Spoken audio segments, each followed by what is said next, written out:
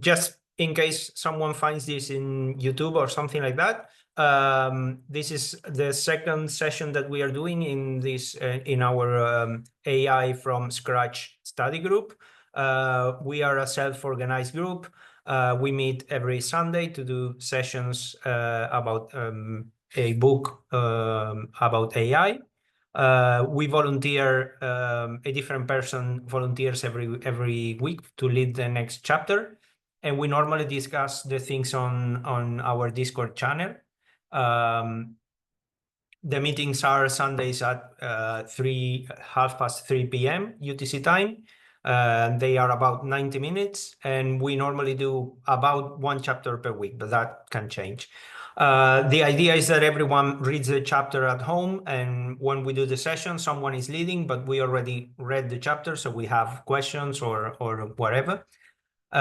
We are doing these sessions about hands-on machine learning with Scikit, Keras, and TensorFlow, which, by the way, we are in reality doing the trying to follow the new version of the book, which is the same book but using PyTorch instead of TensorFlow. And this week we are gonna be talking about the second chapter. We already did the first one last week, which was about the foundations of machine learning. And this time is gonna be like, we're gonna get started on an end-to-end machine learning project. And it's gonna be Umaima who is gonna be leading the session. So I'm gonna close the screen and Umaima, all yours. Hi everyone.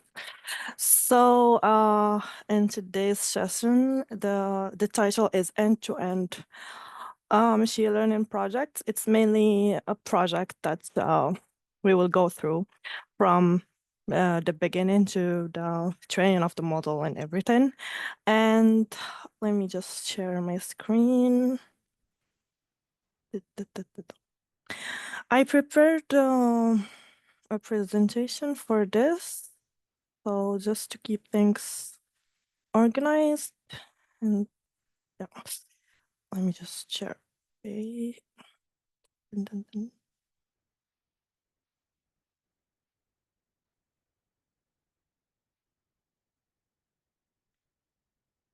Okay.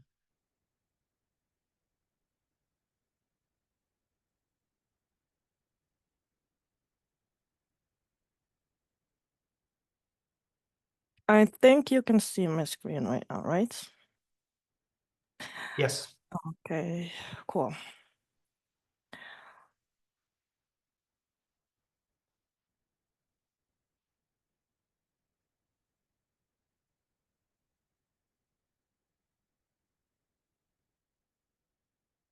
Okay. So the plan is the following.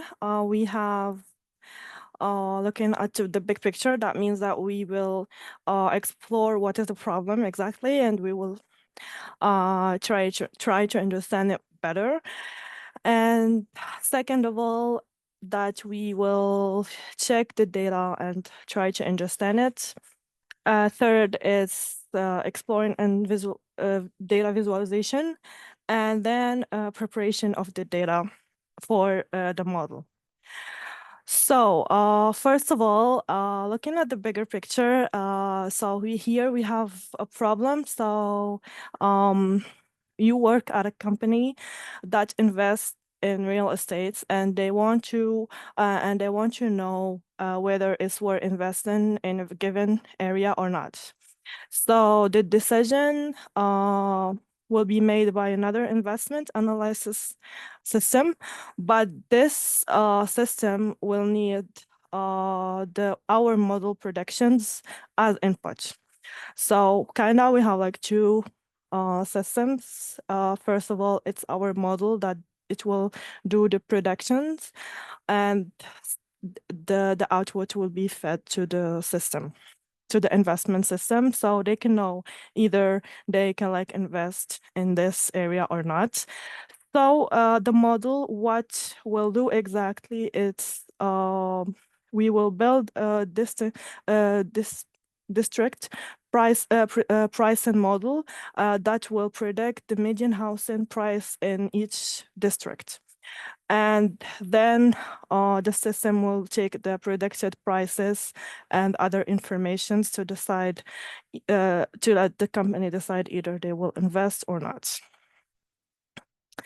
So this is a pipeline from the book that kind of visualized what the two systems do. And here we have framing the problem. So framing the problem means that we will decide either what, for example, the type of learning that we will do, and like that. These are like just questions that the data scientist or the machine learning engineer should make in place to better like decide what is the pipeline that he will follow. So first of all, we should say we should question ourselves either what type of learning it will be. So it will be a supervised learning. Why? Because the input, it's district features. So we have like population, we have like median income, etc. And the output, it's the median housing price. So mainly this is our why. So the model will learn by comparing the predictions to the known correct answers that we already have. Oh, sorry. And it's a regression task. Why? Because it will predict a continuous value, which is the price. And it's not a category. So either, for example, it's a high demand or low demand. If it was like high demand or low demand, it will be classification, but here it's a prediction. So we will predict. That's why it's a regression task. And it's mainly a multiple regression task, not a linear task. Or so because we have like very like we have like multiple features, not just one feature, that will help us make the prediction. Fourth, it's univariate regressions, because it's predicting just one output variable, which is the median housing price.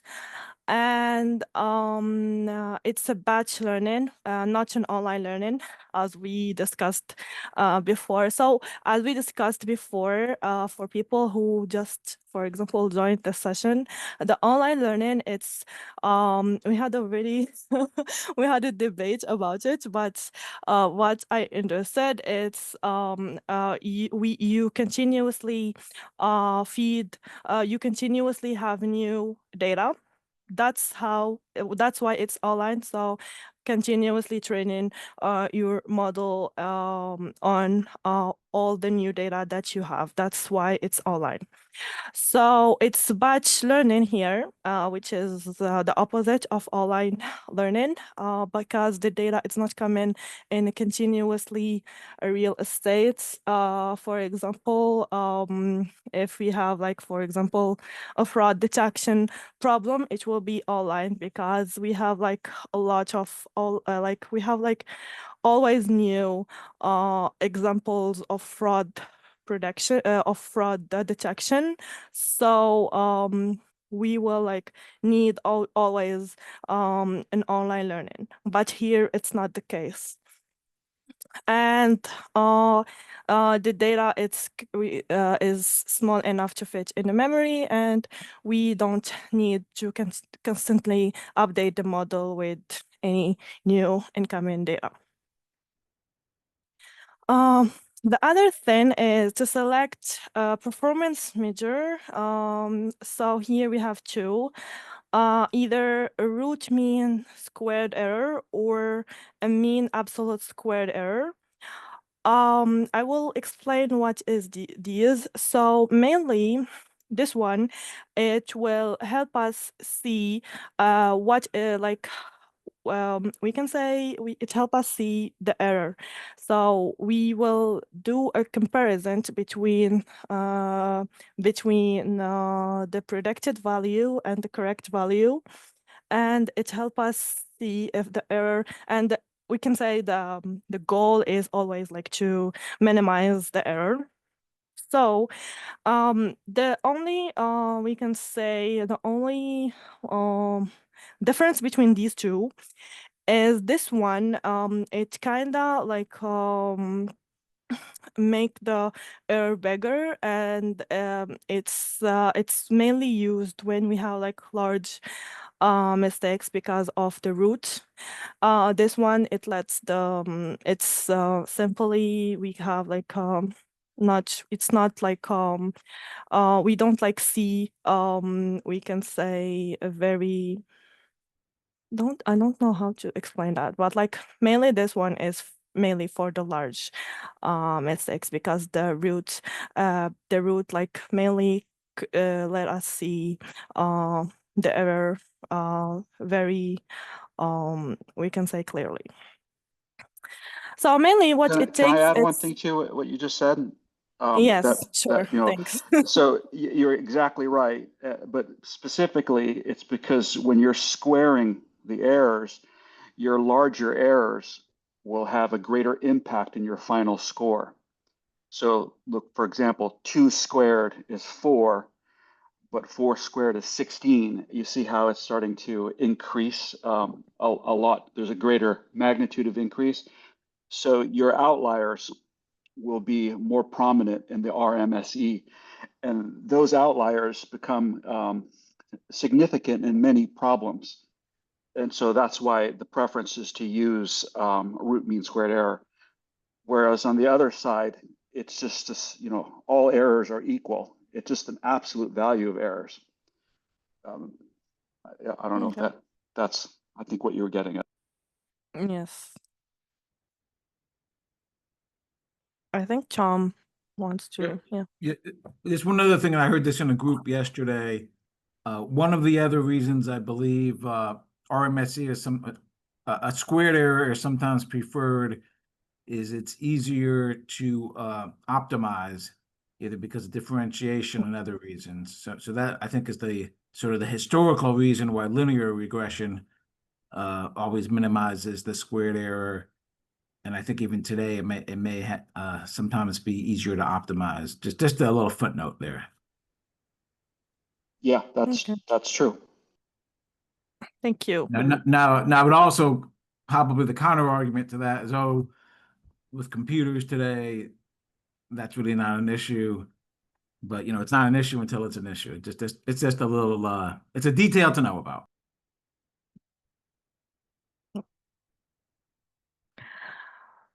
So mainly here, as I said, it takes the predicted value and the actual value that we have and the number of predictions, and it sums everything, and like just a mathematical formula. And I think it's very easy to understand this one, because when I was studying data science, we have like a lot of other formulas that's kind of hard to explain, but this one is very easy. Well, just a small note. But here, this is exactly what it takes. So it takes the number of predictions and it divided by the sum of the differentiation between the predicted value and the actual value power 2. And here we have like a root or square, and here it's just the absolute value. This is, but mainly in the book, it said that we will take this one. I just put both of them just to see both the measures. So here we are in the get the data. So what I did here, I will go through the notebook directly without like without like the presentation. Just one moment. Okay.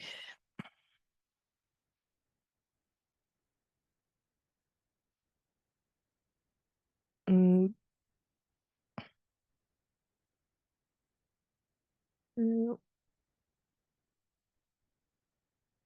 think okay, it's starting from here. So actually what we have in this data set, it's kind of a small data set, not a big one, and we will try here to see what are the features that we have. So mainly the feature that we have longitude, latitude, housing, median age, total rooms, total bedrooms, population, household, median income, and median house value. Actually, this is our Y that we will predict. And we have ocean proximity. So if we take a look at this, we see that all of them are numerical, but just one of them is categorical data, which is the ocean proximity, that we will see the value that it has after. So here are the informations that we have about our data sets. It's mainly 20,640, but we have something here. You can see the total bedrooms are not the same value. That means that we have like some null values here in the total bedrooms that we will deal with after. Yeah, that was here. And we have, as I said, it's ocean proximity, it's categorical feature, and it has 5 values, either like 1 hour or smaller than proximity to the ocean, inland, near ocean, nearby, or Iceland.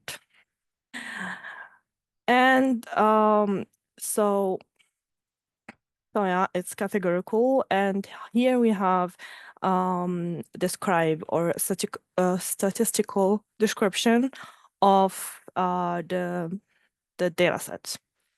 We have like the count, the mean of each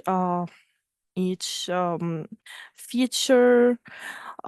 We have the standard deviation, the mean, the percentile, which either it's 25%, 50%, or 75%. Mainly this 50%, it's the median. If someone doesn't know, I wrote here a small description of each one because to just be more clear. So the standard deviation, it's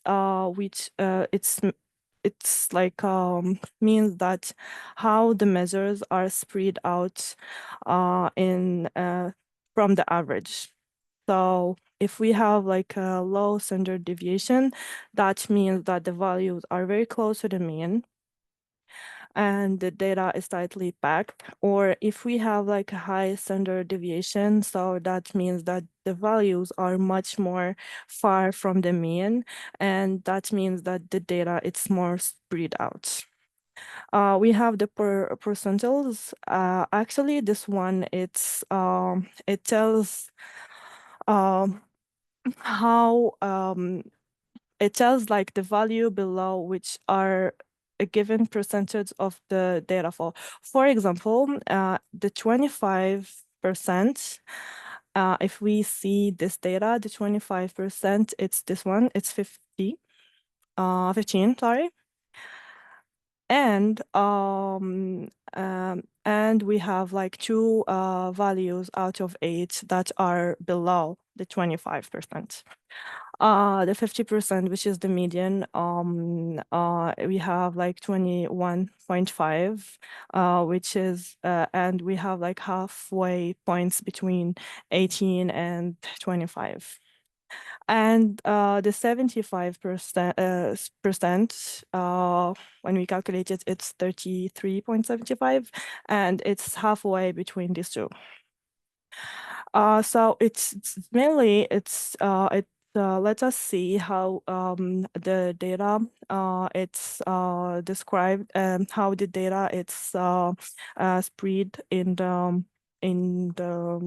our data sets, and it's a very important measures to check here, so we can have more understanding of our data actually.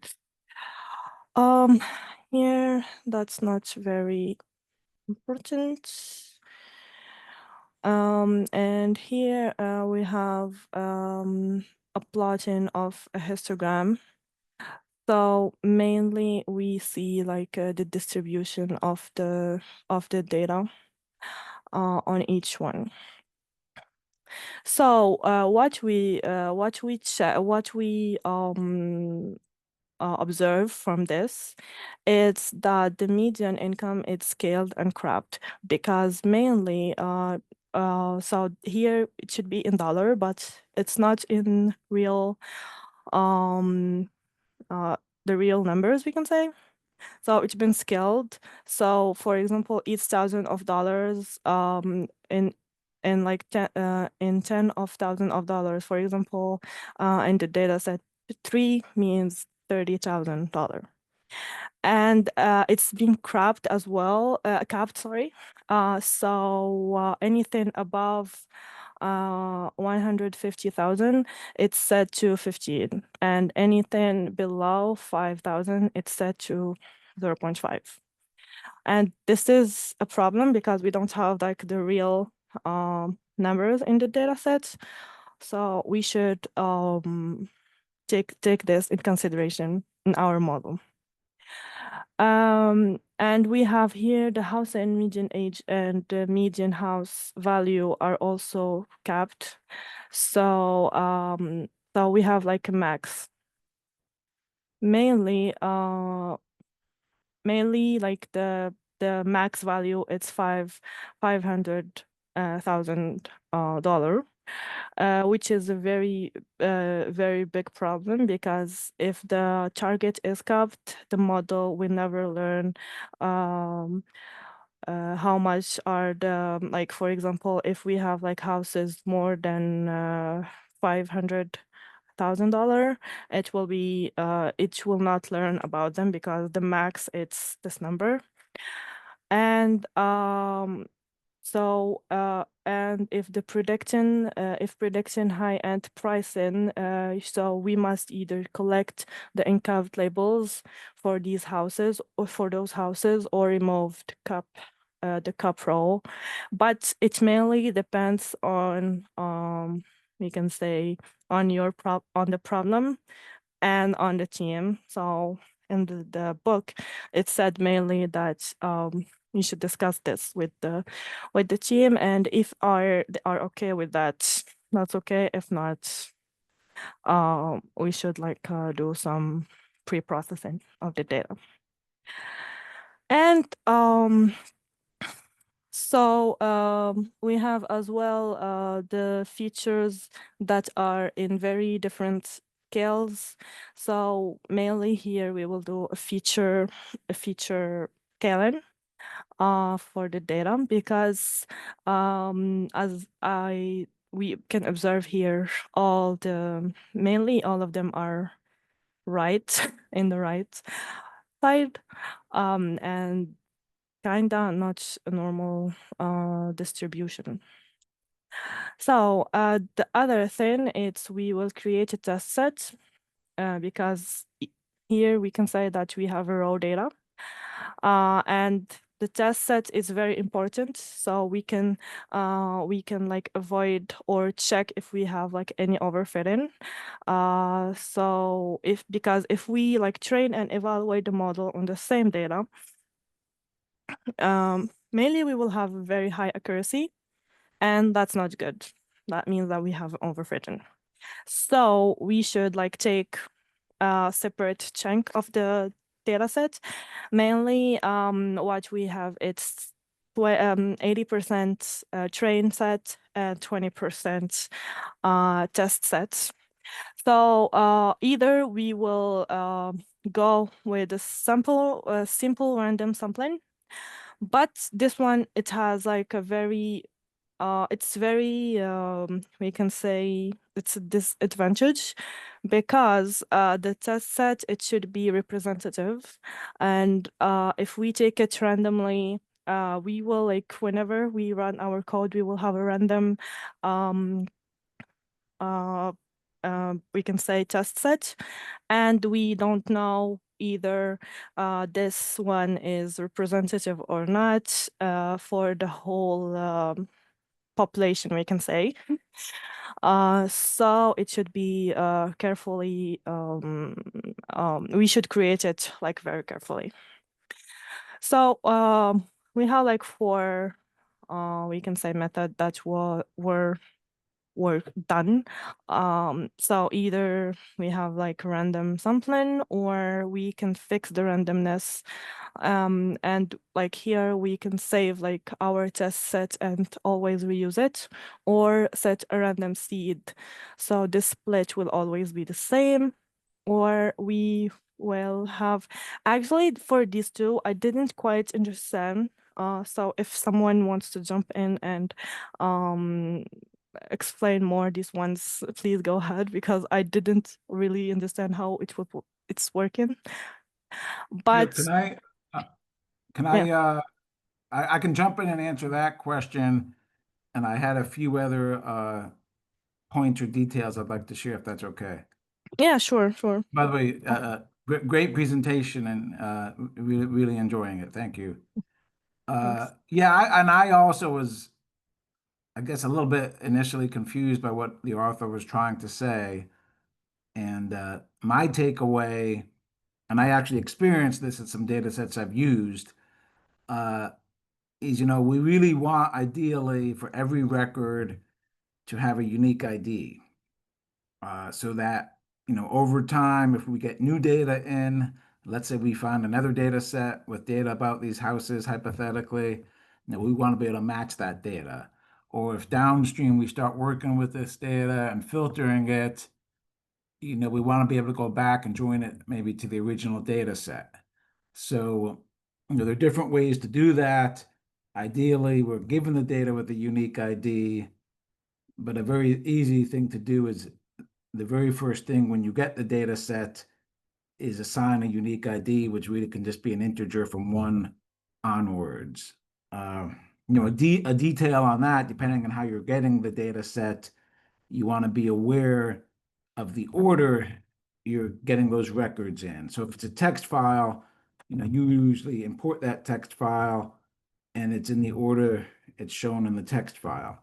However, if it's in a database, or if you import that text file into a database, then the order might be however the database gives it to you. So you just have to be cognizant of the order so that it's repeatable. So that's the point I think that's the point the author is trying to make on this whole, hash an ID or create some sort of ID. And I'm going to pause and just see if anybody wants to correct me or has any questions on that.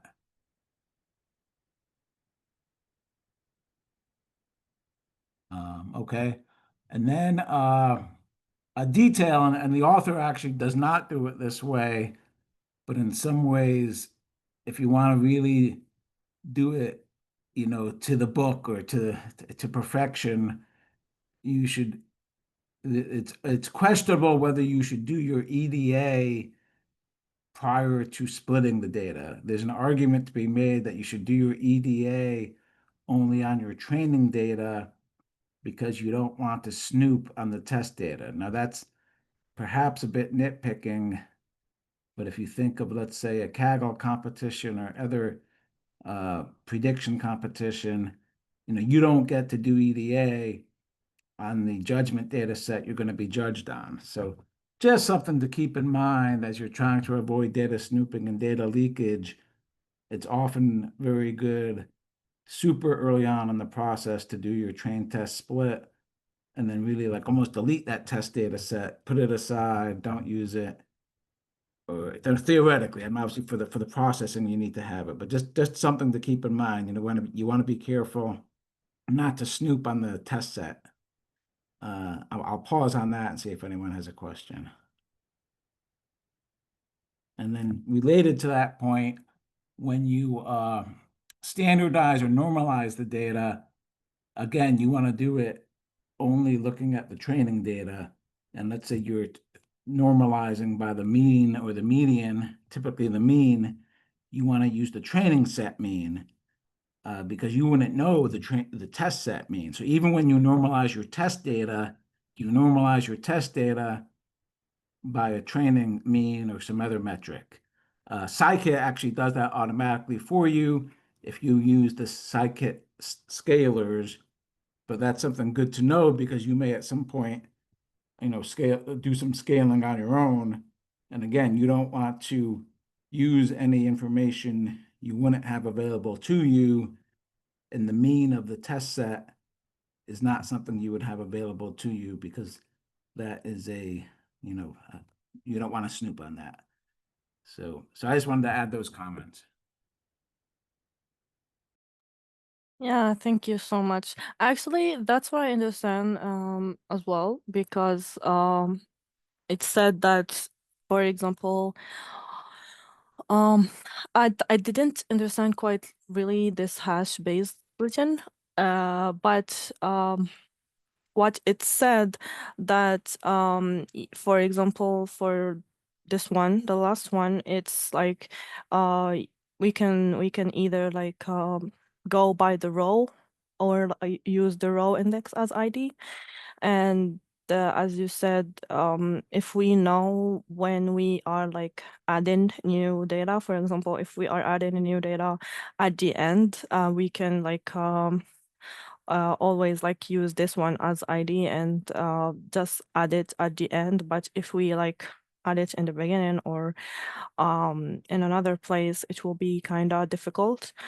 But I think this thing, it was I can say solved by the function that we have in Scikit-Learn, which is train test something. I mean, yes, train test split, and you just decide what is the size that you want, and it will be kind of randomly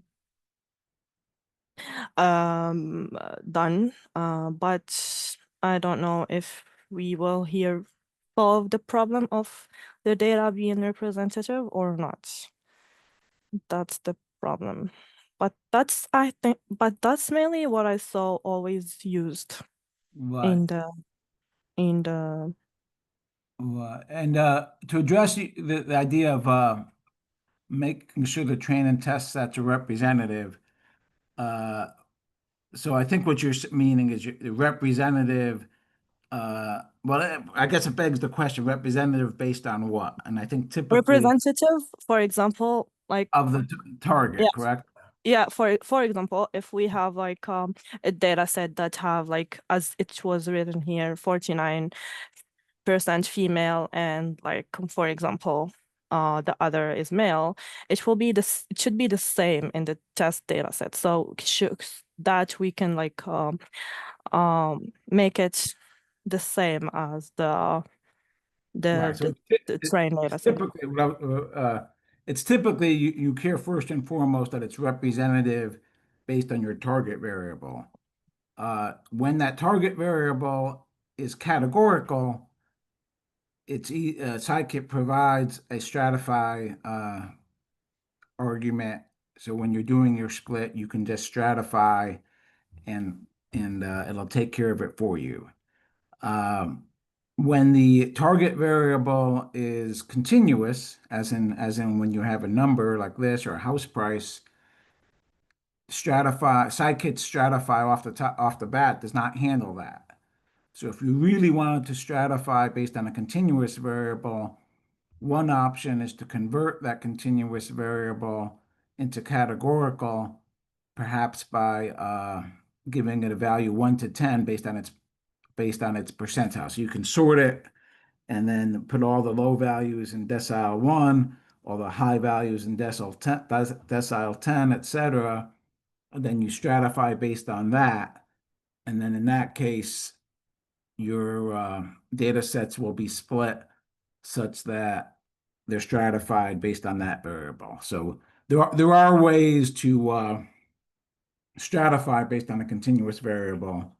And I'd say look up on the internet, look up articles. But I'll just put that in. And whether you should use 10 deciles or 3 deciles or 5 deciles, but basically you need to somehow convert your continuous variable to a categorical variable, just for stratification purposes. When I say convert, I really mean add a new column. You want to add a new column that is a categorical version of the target variable. Does that make sense? Yes, yeah. It's much more clear now. But mainly I will look up I will look up this like methods that it was done in and will share with you my thoughts in the Discord, because it was kind of it wasn't like very clear. But thank you, Tom. It's much more clear now for me. I hope you understand all what was the creation of this test, but mainly the goal is like to avoid the overfitting, so that's why we should have the test sets. Yeah, okay, I think we are, let me just check.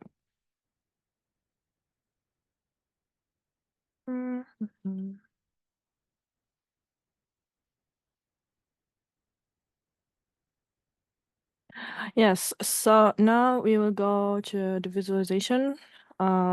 We finished creating our test sets. So mainly, this visualization will let us gain more insights about our data. And mainly, for example, so the first one, it said that we have like geographical informations, kind of like the longitude and the latitude. So we will do a visualization of that to check and to like have a very, can say a visual, we can say thing. So mainly here it's it said that we can say like see like clearly in the Bay Area or around Los Angeles, it's much more, we have like a high density comparing to the other areas. And mainly these areas are the one near to the ocean. You can check, yeah, we can see that here mainly. This one is much more better. So we have like much more, and the value, the median house value here, it's much more higher than the other areas.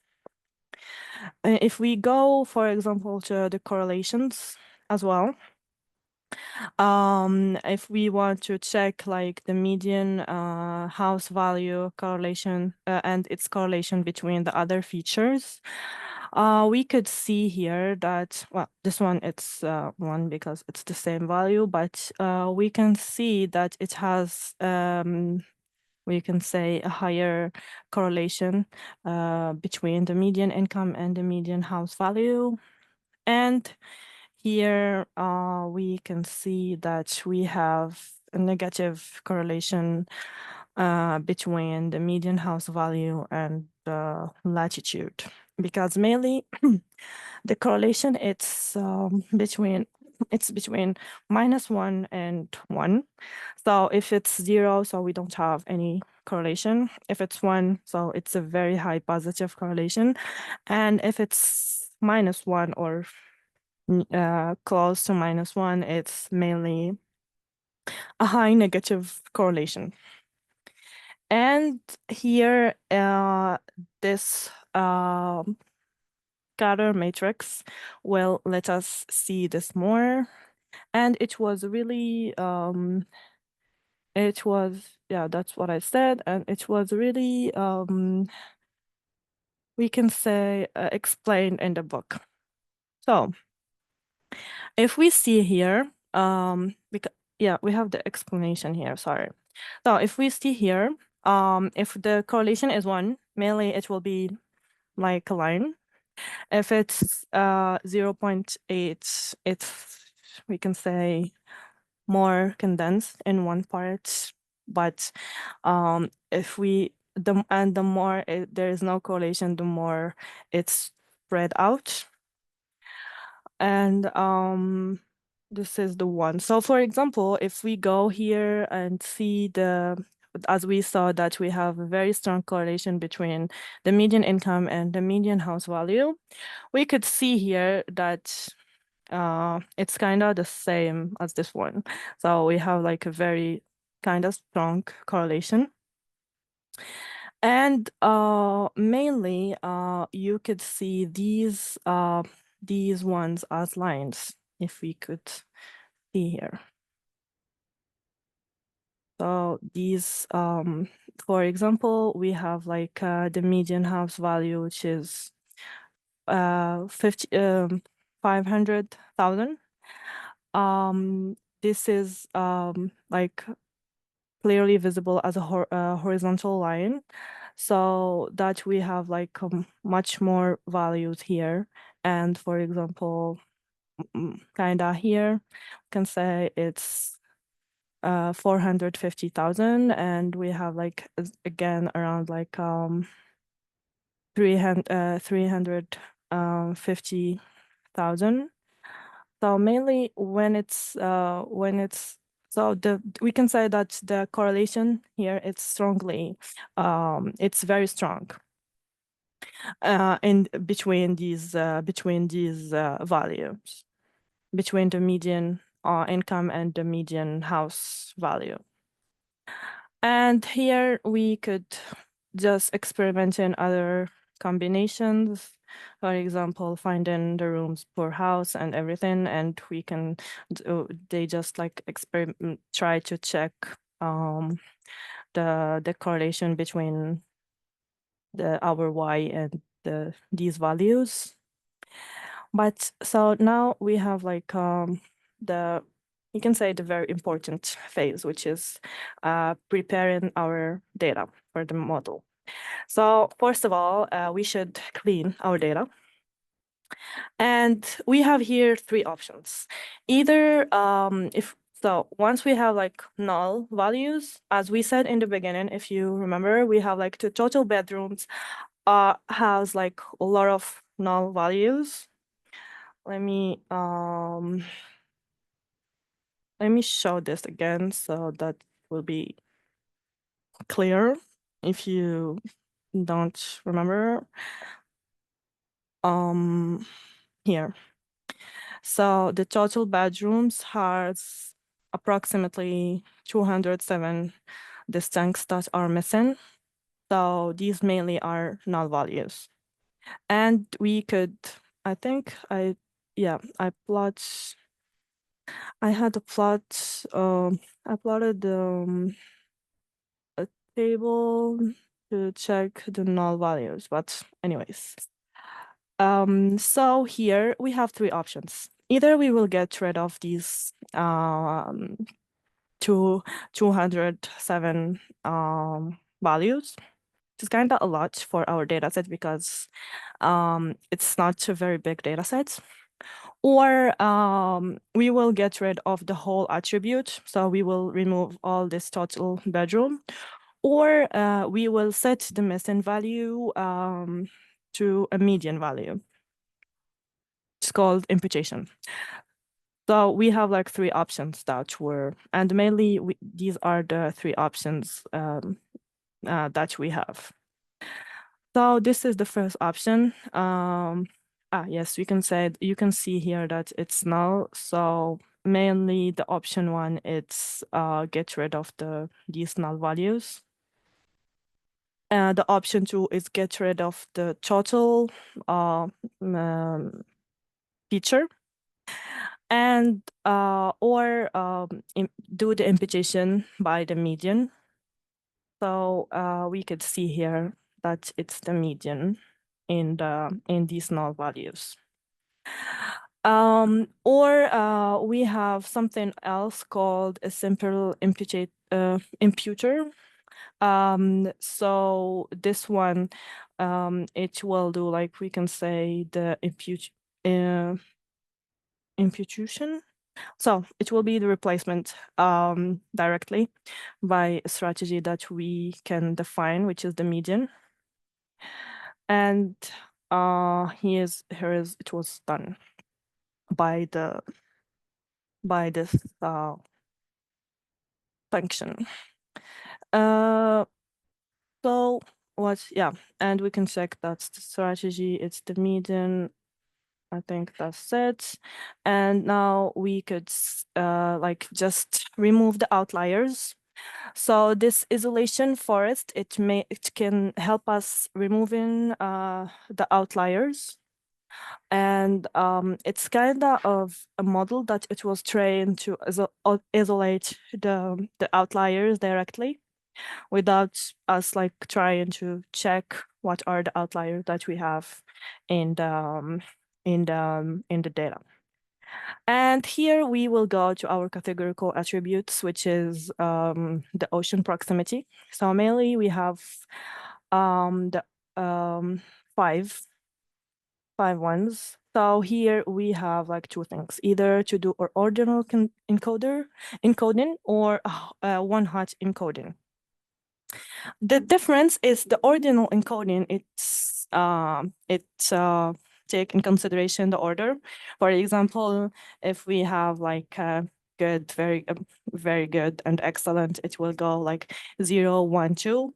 But one-hot encoding, it's just like go like it does like 2. For example, if we have like in inland, it will go 0 if we have like an inland, and 1 if it doesn't have it, if it doesn't have like the inland.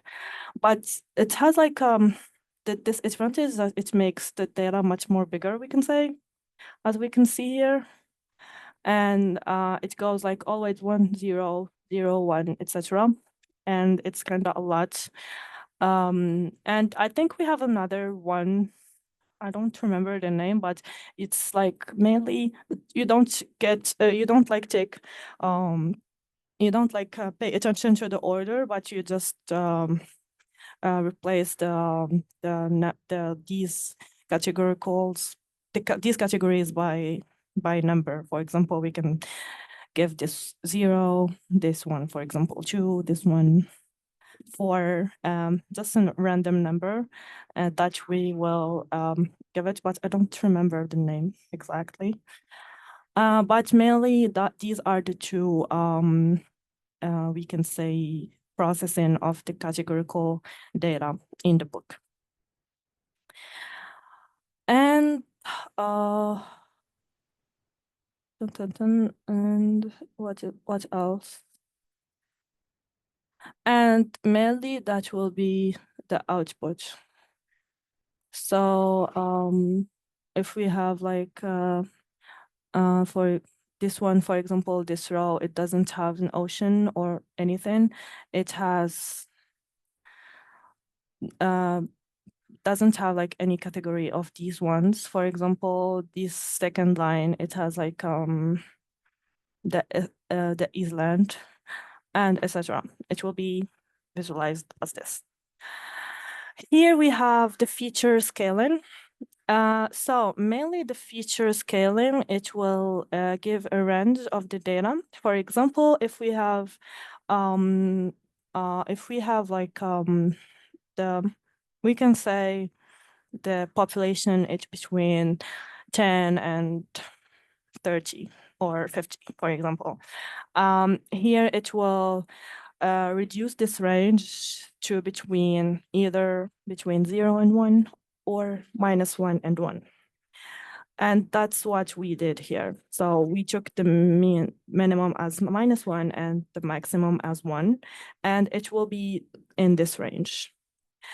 Actually, it has a formula. Let me check it out. It has a formula that, yeah, here's it. This one. It has a formula. So we have two. We have we have just these two in the book. So either a min-max scalar. So as I said, it scales all the feature between either 0 and 1 or -1 and 1. And it takes so the x scaled, it will take the original value minus the mean divided by the difference between the x max and the x mean. And this is how we will have our it will be in this range and we will have the value. And we have the standard. So this one, it's called normalization. So either min-max scalar or normalization. And this one, it's standard scalar or standardization. And this one, it follows the standard distribution that we talked about before. So it takes the the original value, the mean of the feature, and the standard variation divided by the standard variation. And this one, so it's the transform. So either becomes 0 or 1, I think. Let me just see here. So these are just to have a very we can say have a range of the values rather than having the actual values that we have in the data. Mainly that's the goal behind this. Yeah, it's solved the issue of it's used to standardize the data. And I think I can share with you this article if you want to read it more. So we use a min-max scalar and a standard scalar as well. And it's kind of making it a normal distribution, we can say. I don't know. Well, but this is just a plot of the population feature mainly.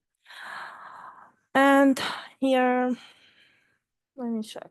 Here we'll replace here mainly what it does replace it with the percentiles. Clean in dun.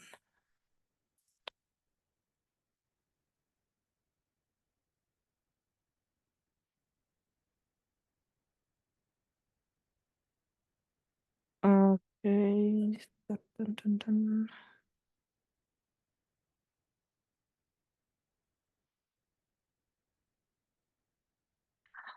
So, okay, I think.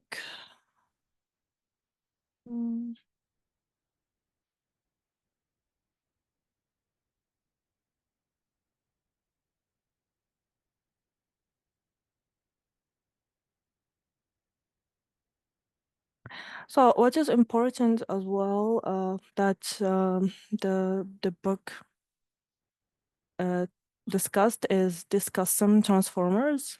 So mainly this function transformer, it will let you just create a custom function and use it for transformation for your data. And it works with pipelines that we will have after that.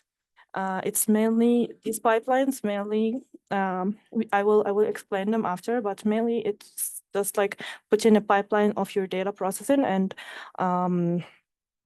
this how like you can like have a very good order of your data processing. For example, first of all, we will do the cleaning. Second of all, we will do the scaling and so on. So it will be much more easier to do.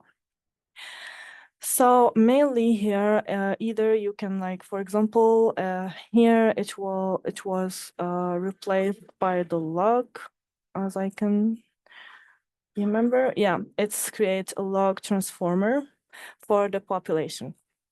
For example, in this one, you can as well use your do your custom function and use it in this function transformer.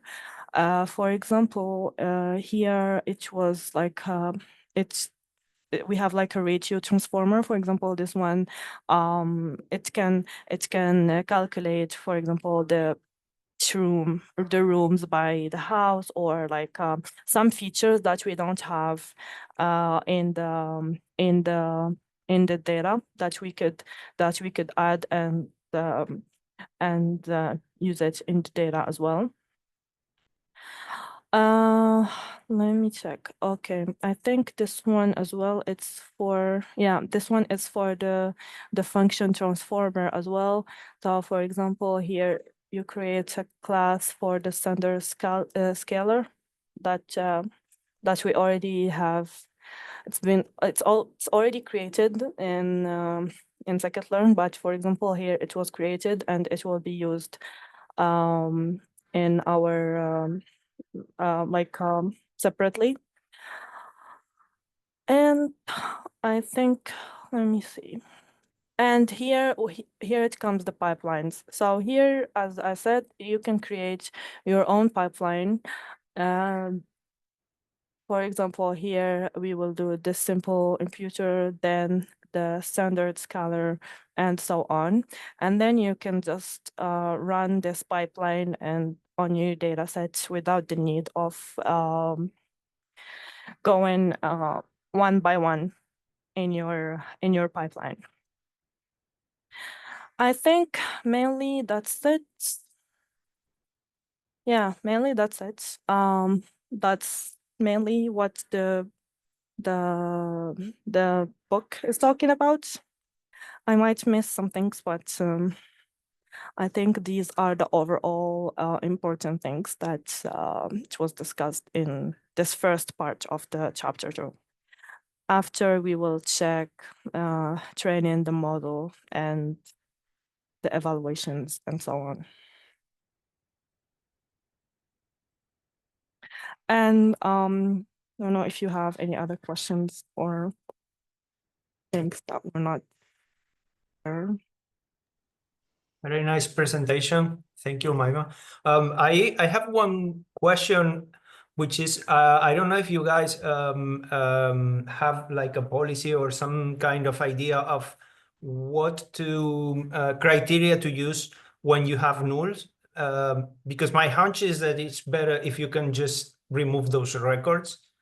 But because I guess that whatever policy you choose, if you're going to replace values with the median or whatever other policy, it's going to affect the final result, I guess.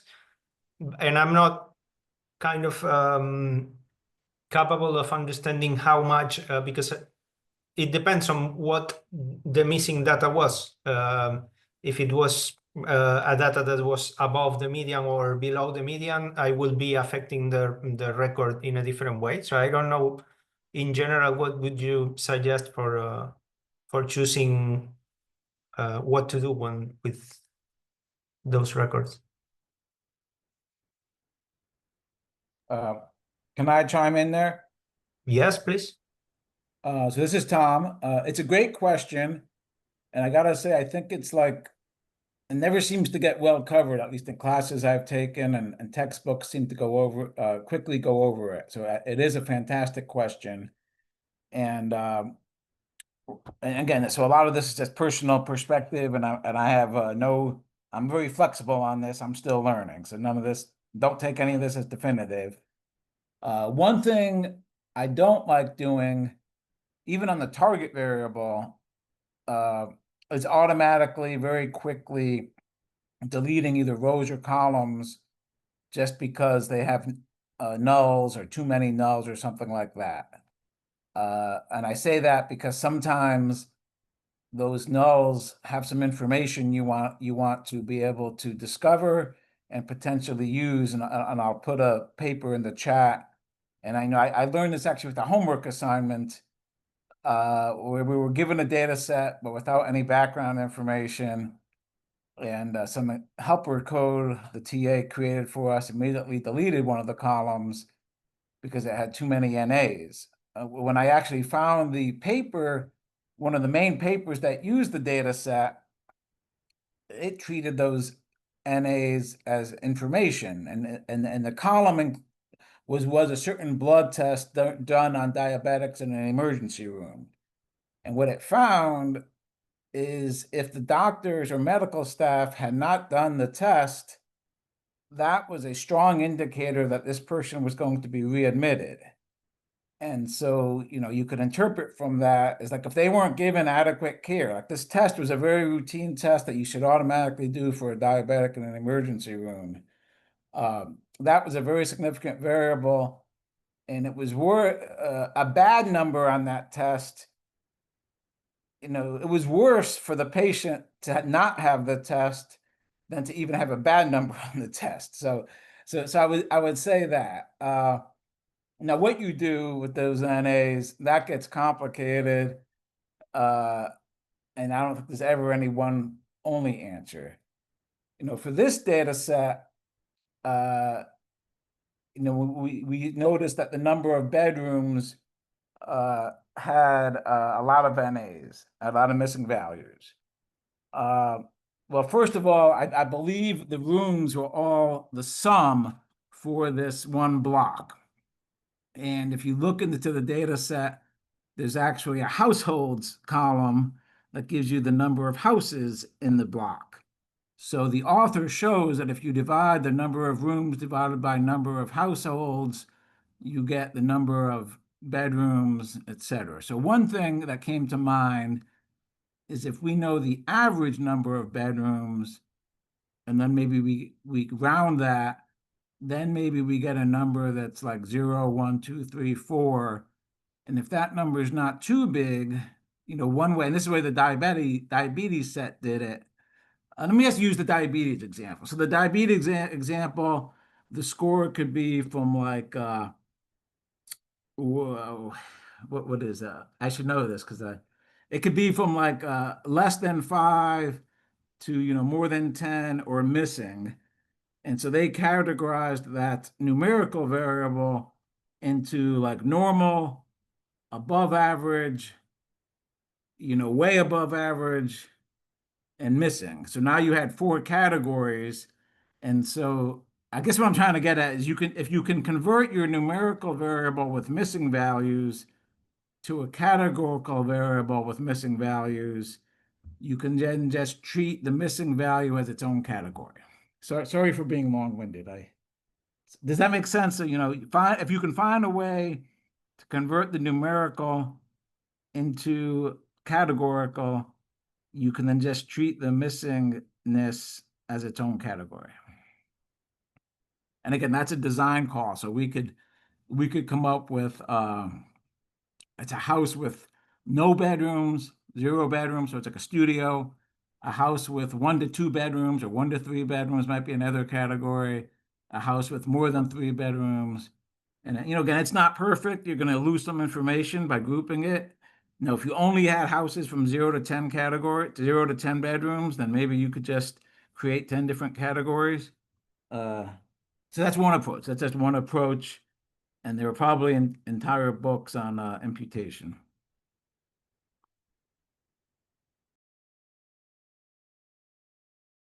Does that help? And does anyone want to chime in or correct anything I said?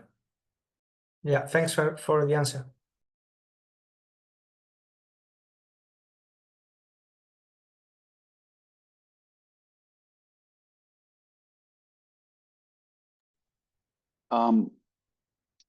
about the splitting of data.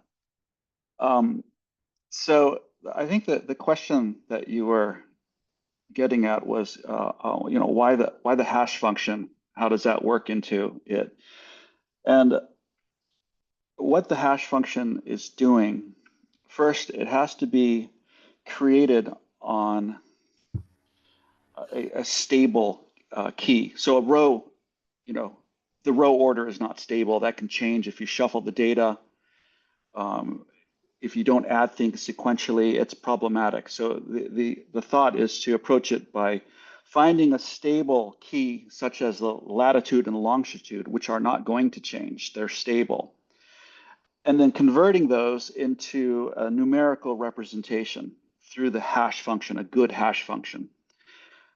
And when you do that, then if you want to reproduce what you're testing, your test set, or if another developer wants to reproduce their test set, you don't have to port over your entire, a separate test set so they know what it is.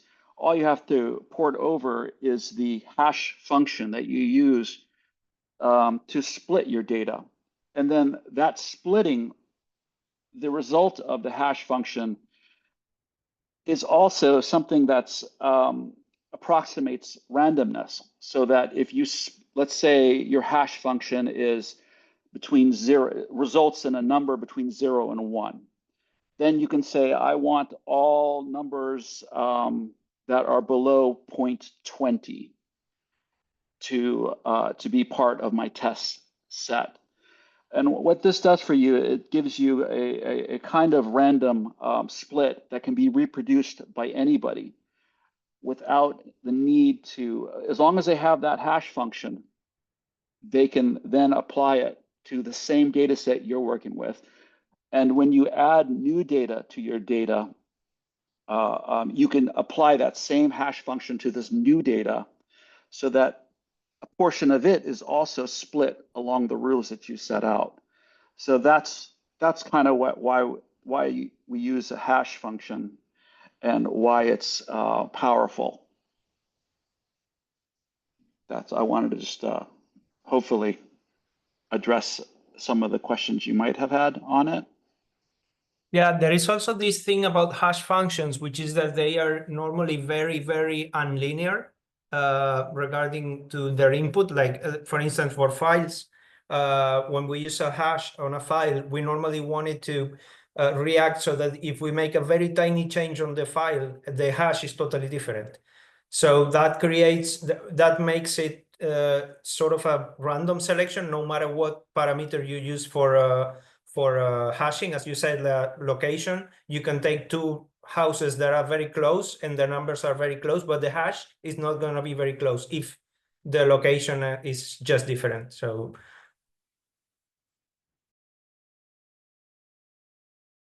like the what was it, the UUID kind of generator thing? that one is a little bit different because that one does not have an input. That is just an output. It generates something. But MT5, I don't know if you're aware of that one. It's like a function that you pass it a file and it gives you like a number, hexadecimal big number. And then if you change the file, no matter how you change it, you are going to have a different hash, totally different hash. Mm-hmm. Something like what Git does with files.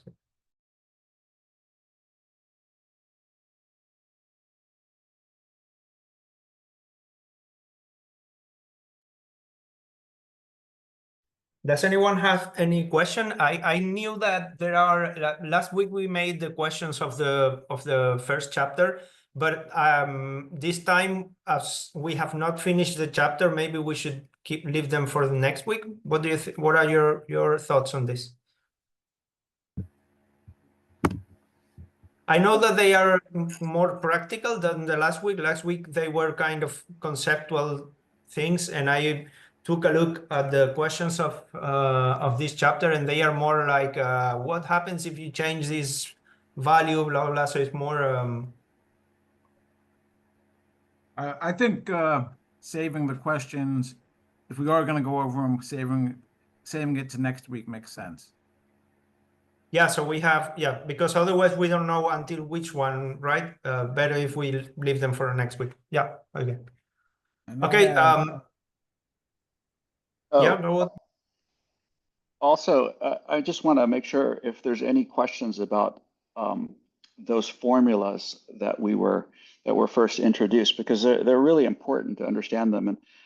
And it might seem easy to understand, but I don't think it necessarily is. So if anyone wants a further explanation, chime in and we can do that.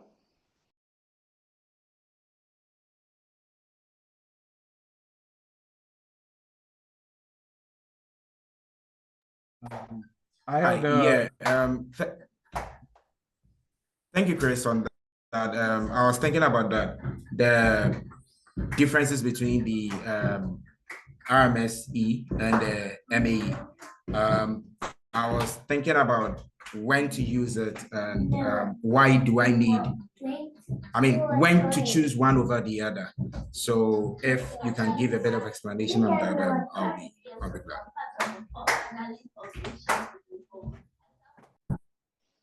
Sure, if you could put that slide up so we could see the two side by side.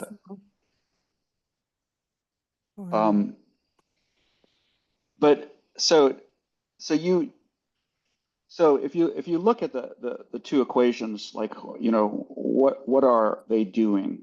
RMSE takes your error, right? Your predicted value versus the truth, the actual value, that difference.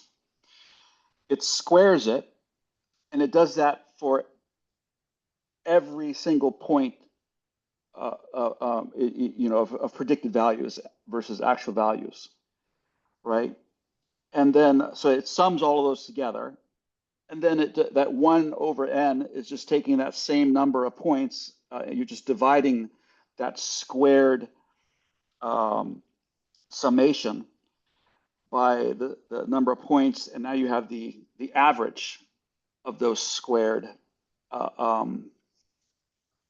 summations. And then you take the root of that to return it back to the measurement that you started out with, right? So that you can understand it in terms of you know, whatever you started out with. Okay, that's what's happening with RMSE. Like, that's what that formula is doing. Where MAE is taking the, and also on the left, RMSE, the reason you square it is because you want positive values, because you're summing them, right? Otherwise, negatives, and, you know, a negative error versus a positive error, from our perspective, it should be the same. It's an error, right? We're not, you know, we don't want them canceling out so that then we don't actually see the error. So that's why you square it. But on the right-hand side, you're taking the absolute value, which is essentially doing the same thing. It's eliminating all of the negative values so they don't wash each other out. And then it's dividing it by the same, you know, the number of points in that summation, you know, 1 over m, and you're getting an average, right? So MAE is an average and RMSE is an average of these errors. But the difference between the two is in that squaring. Because when you square a number, and the example I gave earlier was, you know, 2 squared is 4, right? But 4 squared is 16. And you see the jump in that result, you know, from 4 to 16, right? 6 squared is 36. You see that progressively increase in the what would be the error when you square it. And that's the key difference between the two, because with the first one, what you're really highlighting or pointing out is these outlier errors, these errors that are higher. You're really, so if you were to do on the same data set an RMSE and an MAE, let's say an MAE produces 1.5, but the RMSE will produce 1.63. I'm just throwing out a number. So it will really cause those outliers to be more relevant in the result. That's what's going on. I'm going to answer your question in a second. And the other critical point that Tom mentioned up is that if there's no error in MAE, you can't perform back properly, or you can't differentiate 0 in MAE, where in RMSE you can differentiate every single point, and that's why it's preferred, because the ability to differentiate all of the points on it. Okay, but when would you use one versus the other? And ultimately, it will come down to when is it really important? But that second thing I said is actually really the ability to differentiate. It's really important. That's the crux of what we're trying to do. But if you looked at it from this exaggeration of these outlier errors, then the reason you would use that is for problems that it's important that you don't overlook them, because MAE is going to make all of your errors pretty much the same. I mean, in a sense that their magnitudes will be the same in terms of how they are different from one another, where RMSE is going to exaggerate things that have higher values, that how I was describing 2 squared, 4 squared, 6 squared, that increase, it's going to give those things greater magnitudes. So if it's important that you factor in those outliers in your analysis of the error, that's when you would use it. So what kind of problems? Maybe someone else has some. I can't think of any off the top of my head, but that's the gist of why you would do it, and the gist of what's the difference between those two different formulas. I don't know if that. I wanted to say something in defense of mean absolute error. Someone was saying that it's undifferentiable at 0, which is true, but it also happens that you only would get 0 if every single, as is a sum of absolute values, is if every single measurement was exactly as, like none of them had any error. So in that case, that the value would be 0, kind of. So in that case, you wouldn't have anything to learn, if you want to say so. But what I wanted to say is that the root mean squared error not only makes the outliers bigger, but also the tiny differences, it made them lower. Like if the differences are like, let's say that it's a value lower than 1, for instance, 0.5, when you square it, you get a tinier number, like 0.25. So it not only makes the outliers bigger, but the differences that are not outliers, it makes them tinier. So if you have outliers and you want to focus on them, you should use the mean square error. But if you have tiny differences and you just want to like make a tiny tweak to them, you probably would be more interested in the mean absolute error, I guess.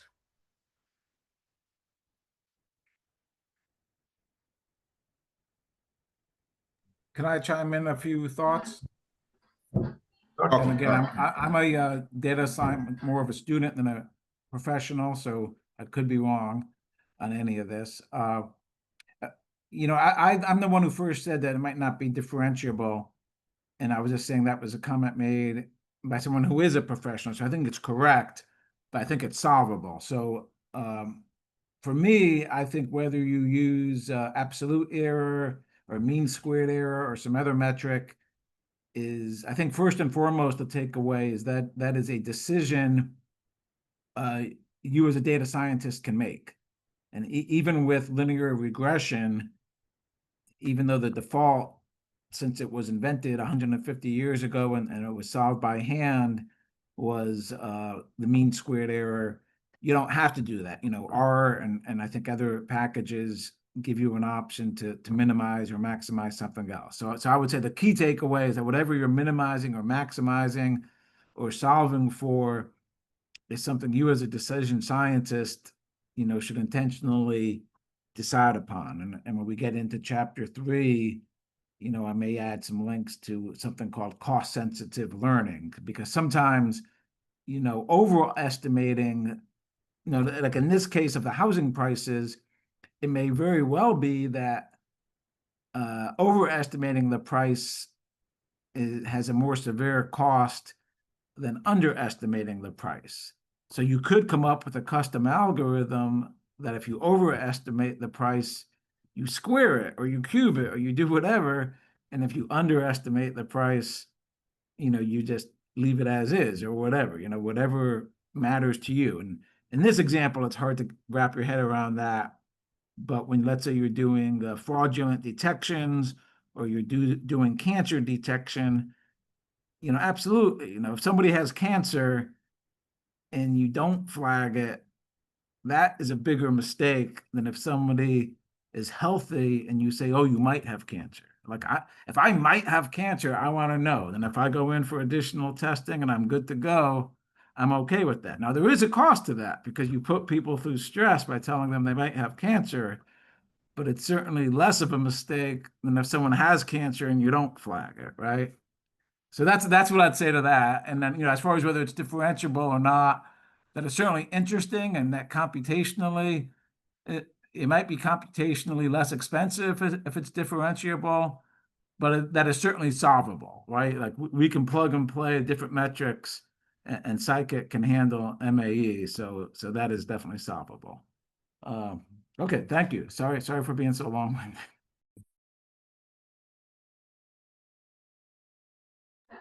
All right, so please, just a quick one to confirm if I understood what you said. So it means the RSME makes the error bigger, more seen, but the MAE gives the exact error that was learned from. Is that it?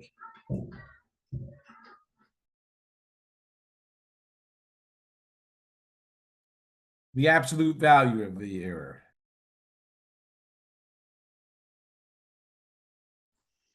Okay. Yes, all right, yes, it it penalizes the outlier errors, the larger errors.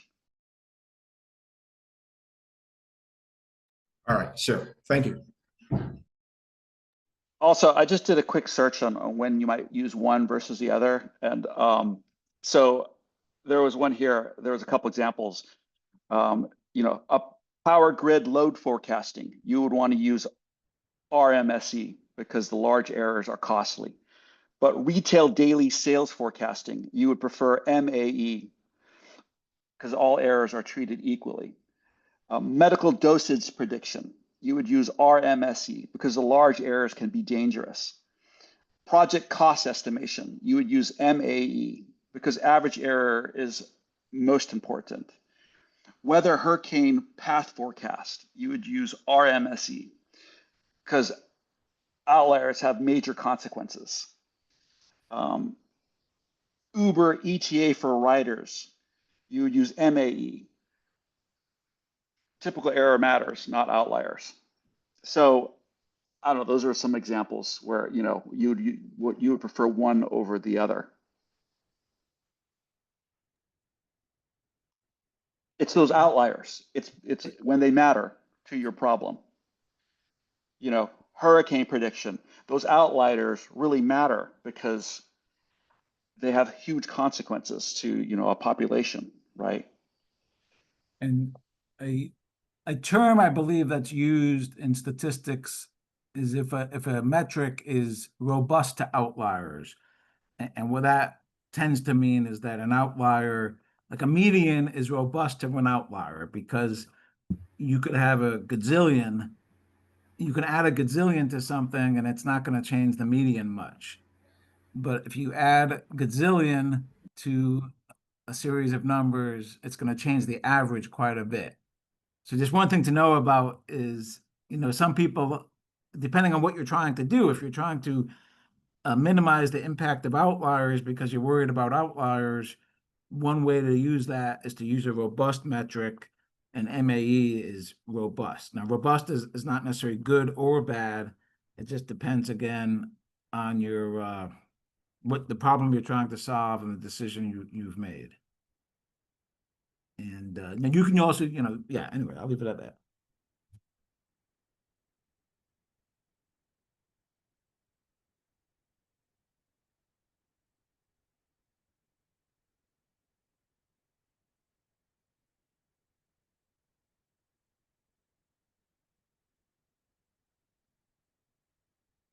I'm gonna put some links into the Discord with links to information about some of these topics.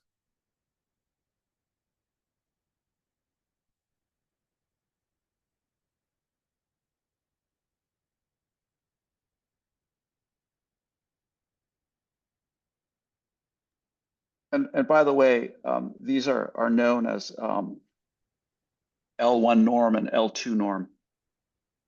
RMSE is an L2 norm.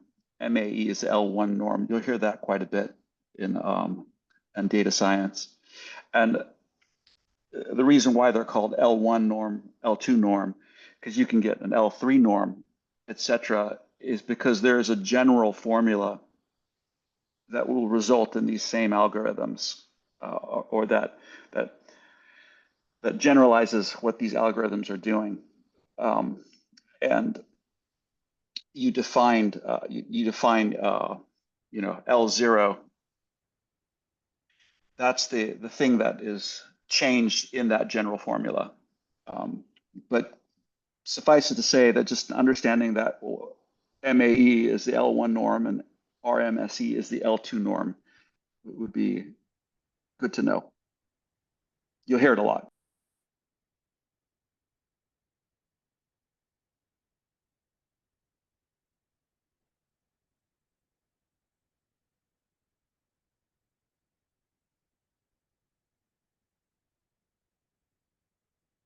I had sort of an advanced question, and I'm not sure if anyone here would know the answer.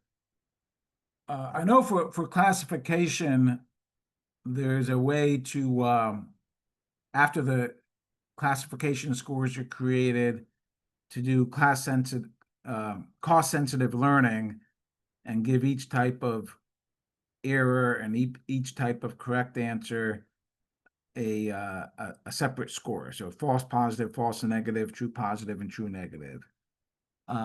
Is there a way, and I'm sure there must be a way, but is there a way when your target is a continuous variable to also do cost-sensitive learning, as in the example I gave, where you want to penalize the large errors?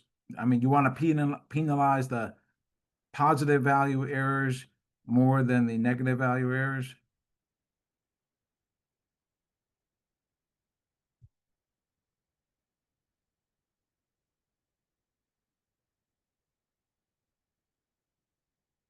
That's okay. Something for me to look into. So you're asking if there are other performance measurements that are not these two ones that we are looking at here. Well, I know there are. Now any of us can easily come up with other measurements. I'm asking about how do you implement those so that when you're fitting the model, that is what you're minimizing, or that's what you're minimizing, or maximizing. So it gets in, yeah.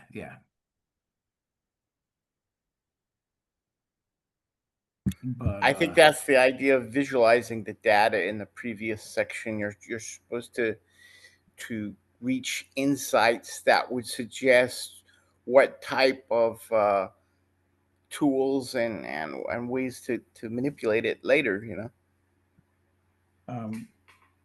That's okay. It's definitely beyond chapter 2. But maybe the book something. The answer is yes, and it's an asymmetric loss function. It's what it's called. Yeah, and then how do you implement that in Scikit?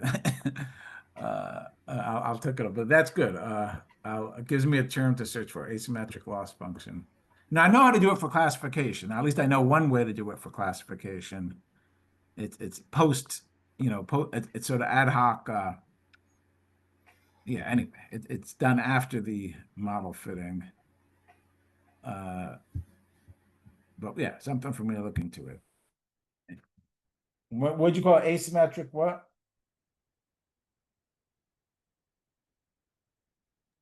Asymmetric loss function. So it's just a custom loss function. Okay, cool. Thank you.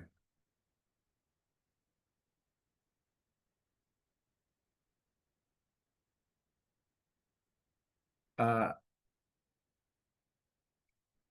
just want to make sure everyone knows that if you want to get access to O'Reilly, a couple ways, or some public libraries have it.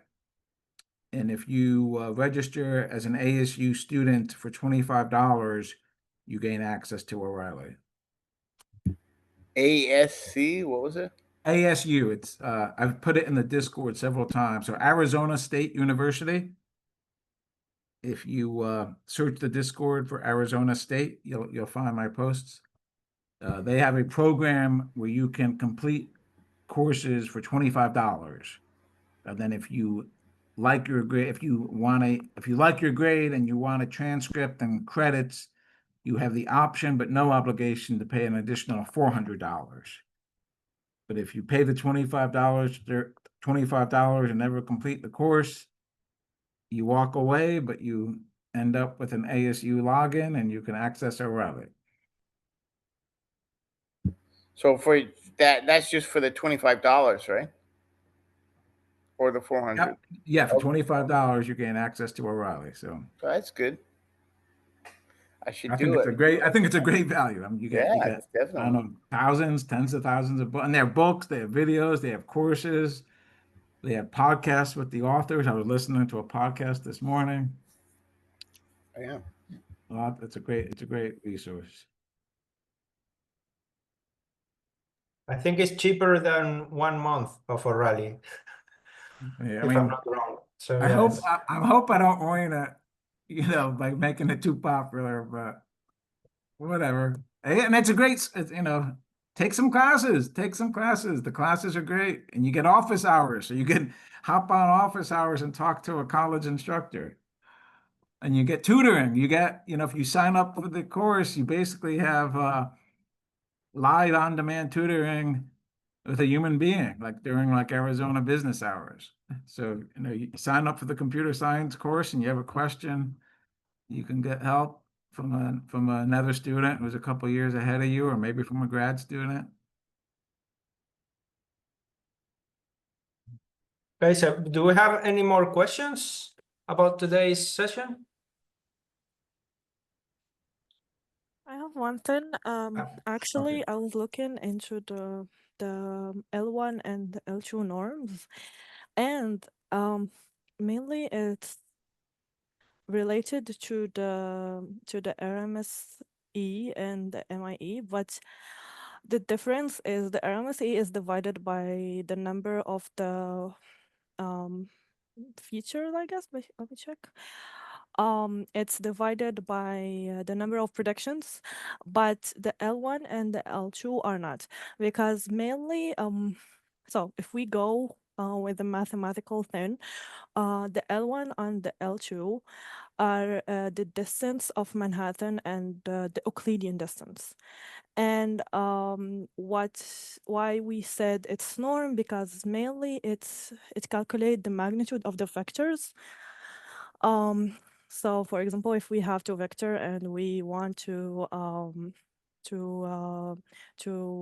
calculate the distance between them, we use either the Manhattan or the Euclidean distance. So there is a difference. The RMSE is we can say, it's the root, the L1, but divided by the number of predictions, and MAE is the L2 divided by the number of predictions. It's not the same, we can say, the same names. And And mainly the L1 and the L2 are used in the features, but I don't really remember what is the use of it in the machine learning. So mainly I should look up this and check, because it's not just used for the error, but it's used, I guess, for either the maybe it's the feature selection. No, so mainly the MIE, it's the L1 divided by the, the L1 divided by the number of prediction, and the other is the L2 divided by the number of prediction. I have here, let me check. I will share an article that I found here. But yeah, mainly they are related one to another.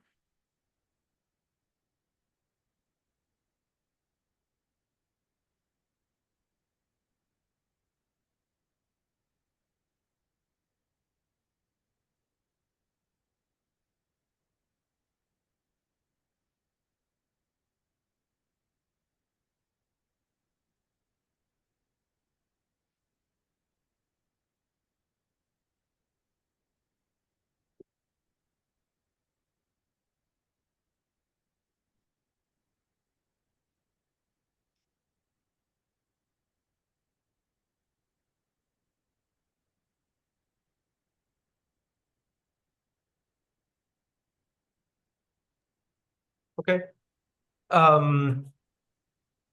So does anyone want to volunteer for the second part of the chapter 2 for next week? Yeah, so if you need more help, I can certainly do the second half.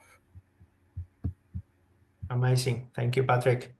And Umaima, thank you very much for the presentation. Amazing presentation. Very interesting topic today. Very practical. It was very, very well done. Thank you. Yeah, thank you. Great job. Really appreciate it. Thanks to everyone, especially Carlos, but everyone too.